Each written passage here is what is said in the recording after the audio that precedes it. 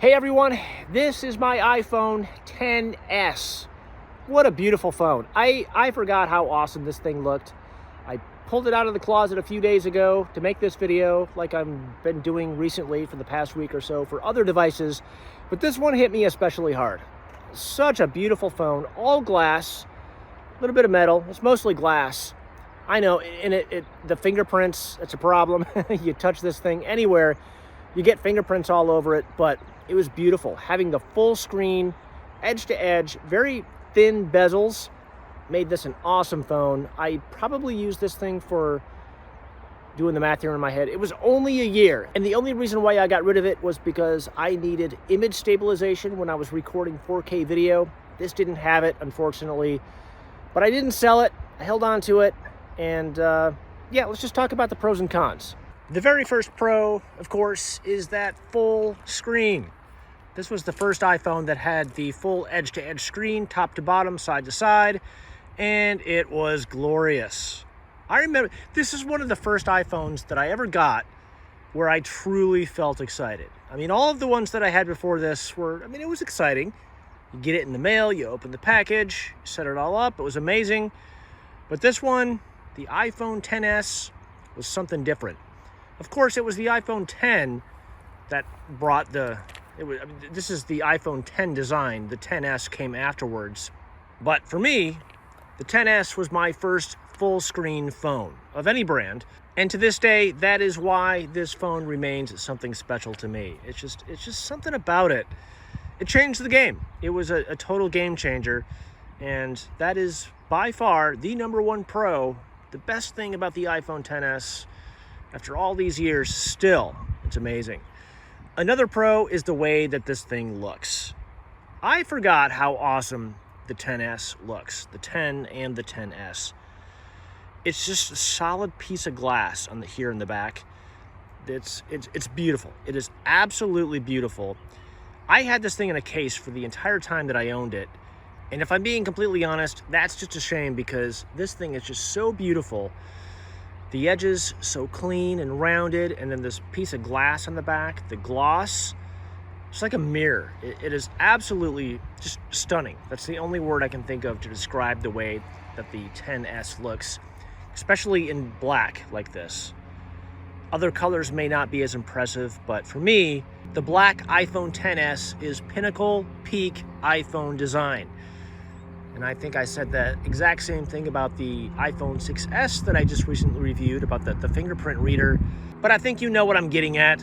It's just, there's always something about every iPhone that makes it unique. But this one, totally. Overall, the entire package, I think this one, peak iPhone. Absolutely. Beautiful.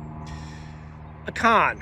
Okay, let's talk about that fingerprint reader, because here on the XS, there is none. It's all Face ID now, and that wasn't all that great when I first got it, being forced into Face ID with no fingerprint reader. It took some getting used to. I wasn't sure if I was going to be able to live that lifestyle. I needed my fingerprint reader. At least I thought I did, but it didn't take long to get used to Face ID and realize that, okay, maybe a fingerprint reader isn't so necessary. Still, I consider it a con. A fingerprint reader on a phone is still a nice thing for me, a nice thing to have here, even here, many years later. A con would be how glossy it is. And I know I just said that the glossiness makes it so cool, and that's a pro. However, I don't know if you can see it here, but every time I touch it, I'm leaving a fingerprint.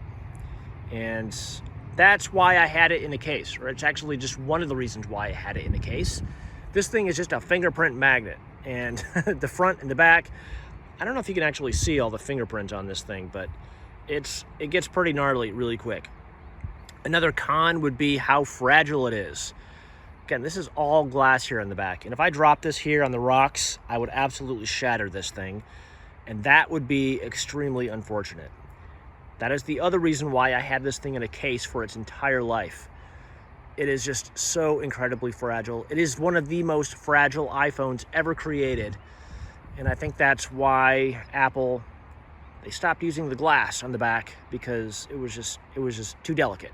Another pro would have to be the cameras. maybe not by today's standards, but back in the day when I got this phone, it was amazing. Shooting 4K video, oh yeah. You could shoot 4K video, but there was no image stabilization on it. But the photos were awesome, especially out here in the bright sunlight. Well, it's not actually sunlight, but you know what I mean, daylight. You could shoot excellent photos, excellent video. As long as the light was really good, I was shooting beautiful cinematic videos with this thing. You couldn't even tell that it was shot on an iPhone. It was almost as good as my DSLR. However, the lack of image stabilization made it a problem, and that's a con, of course. No image stabilization. That was the reason why I ended up getting rid of this thing and going into an 11 Pro the next year. I don't always upgrade my phones from year to year, but the lack of image stabilization was that was very unfortunate. Of course, I didn't sell the phone. I held on to it. My wife actually used this after I was done with it. She used it for about a year or so, and here it is in 2025. I am about ready to let it go. Thought I would make a video about this, and it's hard. I admit it's hard. This is one of my favorite iPhones. Another con down here is no headphone jack. This is, yeah, I mean, this is in the era of post headphone jack and iPhone. Maybe not such a big deal by today's standards, but back in the day, I still was using a lot of wired headphones, so not having a headphone jack was a negative. What else we got here? Screen is very bright, at least by the, what was this, 2019, 2020, 2021. By those standards, it was pretty good. It was an amazing screen, not just because it was edge to edge, very thin bezels all around, but it was actually pretty bright. And right here on a you know, in daylight, on an overcast day, you can very clearly see everything. Resolution's pretty good too. I don't know if you can actually see that. It won't focus, maybe right there. But resolution is good. You can't see individual pixels. Refresh rate, very low. That's a con, but it's a very minor con. I know there are some people who are refresh rate nitpickers, or they're very, I should say, refresh rate snobs, because if it's not 120 hertz, it sucks to them. Honestly, I can't really see it all that much. And I'm shooting this video in 30 frames per second, so it's obviously not gonna show anything close to what it's like in real life, but that was a con, I guess. Not a big deal for me. Overall, the iPhone XS, more pros than cons by far. There's really not much to hate about in regards to this phone. I loved it so much. It's gonna be hard to get rid of, but I gotta do what I gotta do. Beautiful phone.